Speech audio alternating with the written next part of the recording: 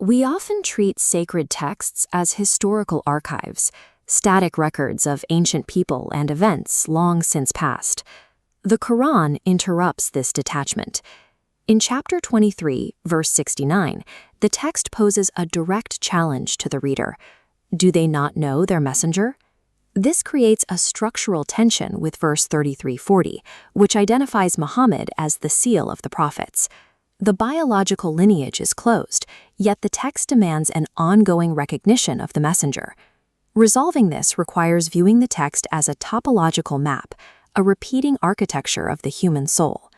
The Quran operates as a dormant, interactive memory engine, waiting in standby for an operator to engage it. This operational engine takes the form of a three-dimensional sphere consisting of 114 facets, or surahs. A continuous, repeating loop runs through the center of this geometry. Every prophetic narrative follows the same operational sequence: descent, traversal, and return. Descent begins the cycle. It is the phase of stripping away human control, plunging the operator into an environment where finite logic fails. Adam falls from his initial state. Nuh watches his son refuse it. Yaqub loses his sight to grief. These narratives function as structural requirements. They are designed to force the human ego back to its divine source by exhausting all earthly alternatives. After the descent comes traversal. This is a state of endurance within total darkness, where the external world offers no support. Ayyub's physical frame collapses. Yunus remains trapped in the deep. They move through a void defined by pressure and isolation.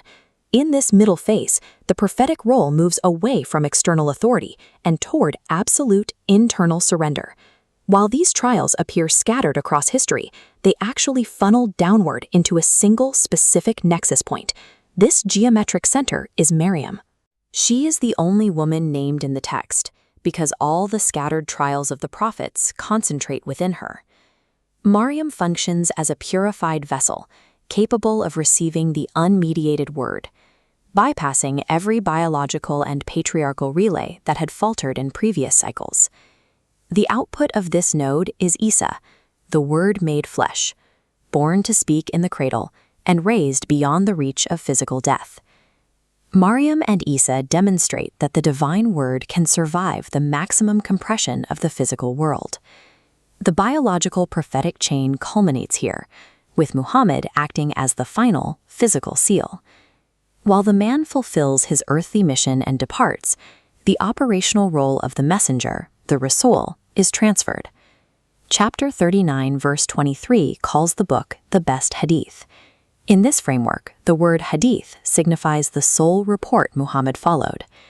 Because he followed the Quran alone, the role of the messenger now resides within the structure of the text itself. The book has become the living Rasul. Even with this preserved architecture, the circuit remains open. For most, the engine remains inactive. Closing this circuit requires a final operator, the modern-day reader.